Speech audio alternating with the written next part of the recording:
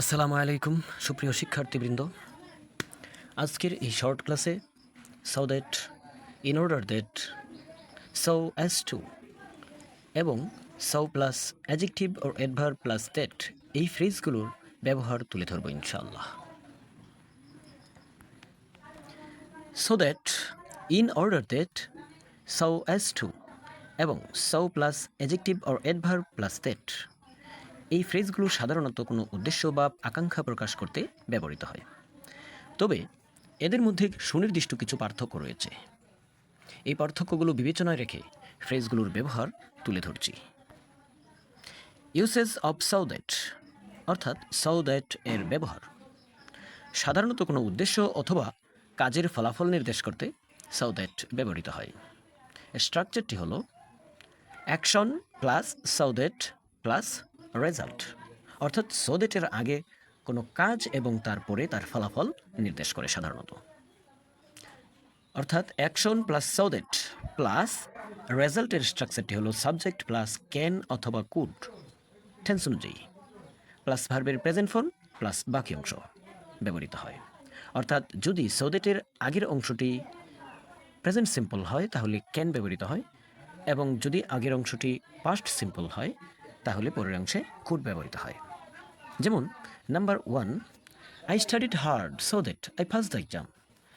আমি কঠোর পড়াশোনা করেছিলাম যাতে পরীক্ষায় পাশ করতে পারতাম। সো দ্যাটের আগের অংশটি পাস্ট ইনডেফিনিট, তাই পরের অংশটিতে কুড ব্যবহৃত হবে। আর আগের অংশটি কাজ এবং পরের অংশটি ফলাফল নির্দেশ করতে ব্যবহৃত হয়। অর্থাৎ তাই আনসার হবে কুড পাস। অর্থাৎ সাবজেক্টের পর ক্যান বা কুড আগের অংশটি পাস্ট টেন্স হয়, পাস্ট সিম্পল হয়, পরের অংশে কুড ব্যবহৃত হয়েছে, অর্থাৎ আনসার হবে could pass. Number 2, she saved money so that সে বাই এ নিউ কার। সে কিছু টাকা সঞ্চয় করলো যাতে সে একটা নতুন গাড়ি কিনতে পারত।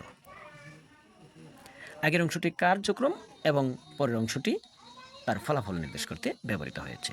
আগের অংশটি পাস্ট টেন্স, তাই আনসার হবে কুড বাই।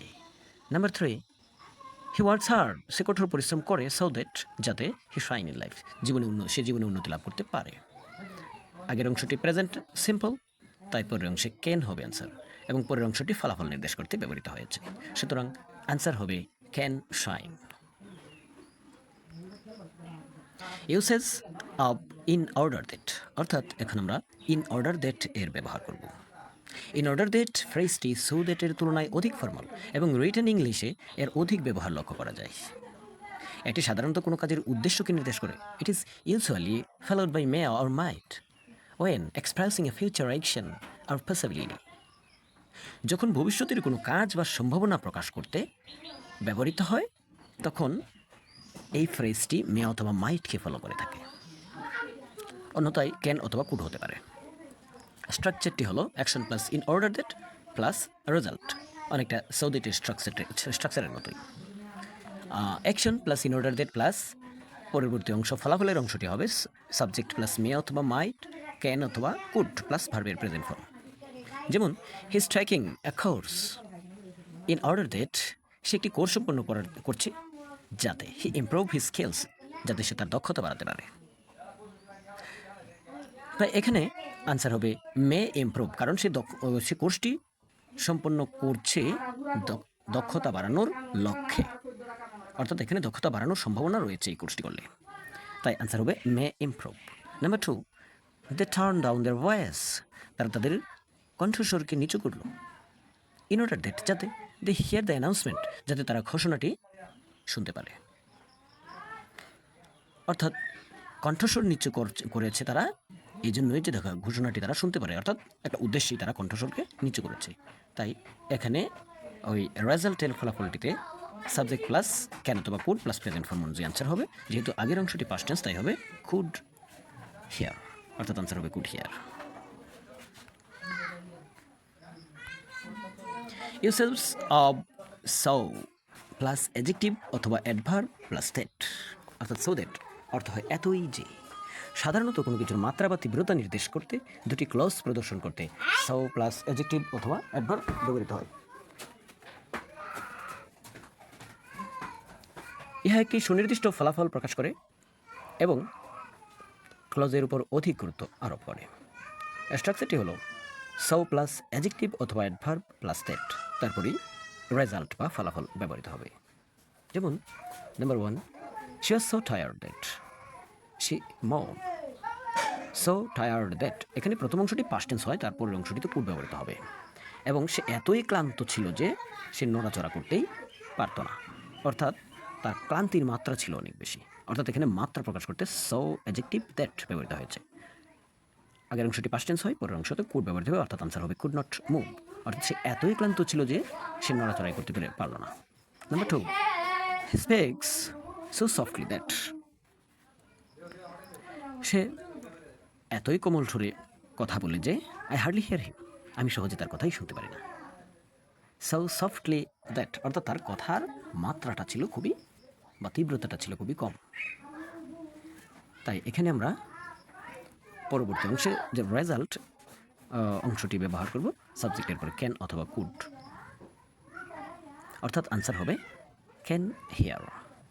আর হার্ডলি একটি অ্যাডভার্ব, তাই ক্যান এবং হিয়ার এই দুই ভার্বের মাঝখানে হার্ডলি ব্যবহৃত হবে, অর্থাৎ আনসার হবে ক্যান হার্ডলি হিয়ার। মূলত আনসার হলো ক্যান হিয়ার, কিন্তু হার্ডলি মাঝখানে ব্যবহৃত হবে। Uses of so as to, so as to এর ব্যবহার। সো এস টু অর্থ যাতে। এই ফ্রেজটি সাধারণত উদ্দেশ্য প্রকাশ করতে ব্যবহৃত হয় এবং ইহার পর ভার্বের বেস ফর্ম বা প্রেজেন্ট ফর্ম ব্যবহৃত হয়। It is typically more formal than to, এটা সাধারণত টু এর তুলনায় অধিক ফর্মাল।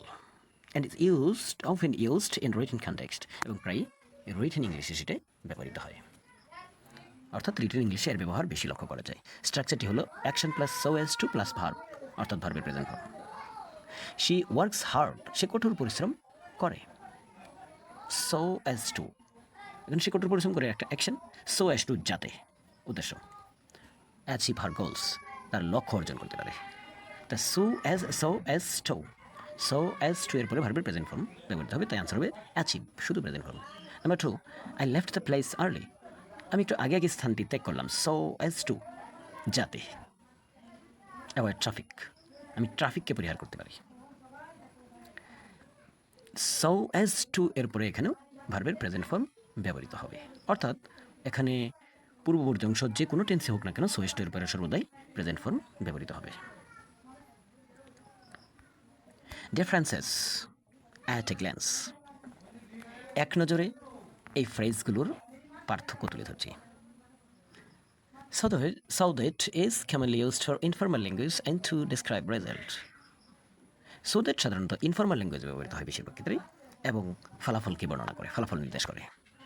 কিন্তু in order that is more formal and often used in written English.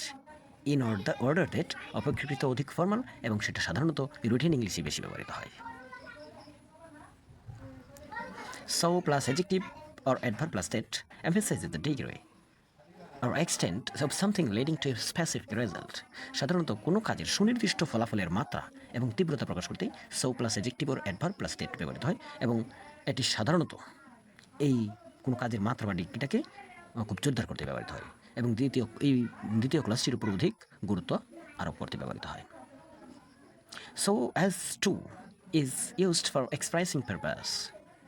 So as to উদ্দেশ্য প্রকাশ করতে ব্যবহৃত হয় and is slightly more formal than to, এবং এটা টু এর তুলনায় অধিকতর ফর্মাল। ধন্যবাদ আজকের এই শর্ট ক্লাসে। আসসালামু আলাইকুম।